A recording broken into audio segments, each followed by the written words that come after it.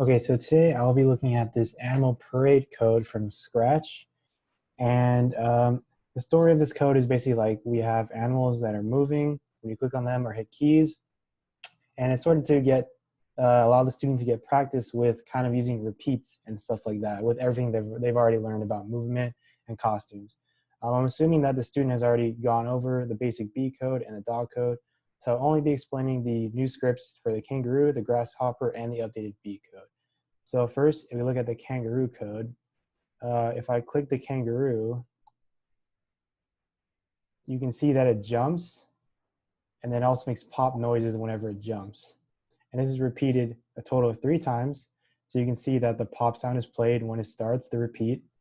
And the costumes actually switch and it glides upwards to a certain X based on its current position in the starting X. So it basically goes through all these costumes, cycles through all these costumes, and goes back to the default, and it repeats that 3 times. We also have when the 6 key is pressed. So if I hit the 6 key, it moves forward really fast, and it should go 5 times. So similar to the other code, we just, instead of moving upwards, we changed the Y and we also changed the X by moving forward 10 steps. We also just switched the costumes throughout, and it says hop in the middle for half a second, and it just keeps going and it keeps finishing, and then it goes back and it keeps repeating. If you look at the grasshopper code, similar situation here. This code is kind of long, but I really wanted to kind of just show, we could have used something like a next costume block to switch all these costumes, but I really just wanted to show like how it can be explained out if the student has not had experience with the next costume block yet. So if we click the grasshopper, let me just reset this. If we click the grasshopper, you can see that it moves, and it moves kind of slow. Just to kind of, I just wanted to show like how we could use the move blocks and also switch the costumes kind of slow, and then kind of see how it can move forward using repeats. So similar to the kangaroo, it moves every time it moves forward a little bit and it changes the Y.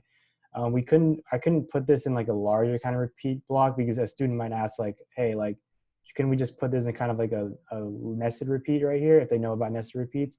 The thing is you can't really, because if you notice there's changes in the Y in the positive direction and also in the negative direction. So we can't really put everything in a single nested loop, but we might be able to split it up. But I just want to kind of extend it all the way so students can kind of get a whole feel for how this entire block of code works, and it's easier to play around with this stuff in the middle.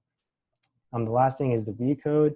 So if I go to the B, a lot of this is the starter code, but the only thing that was added is this when the sprite's clicked. So if I click the B sprite, you'll see that it plays the B sound and it moves in like a kind of like a makeshift circle kind of thing, and it'll do that 3 times. So let that finish. It's kind of moving slow, but let it finish.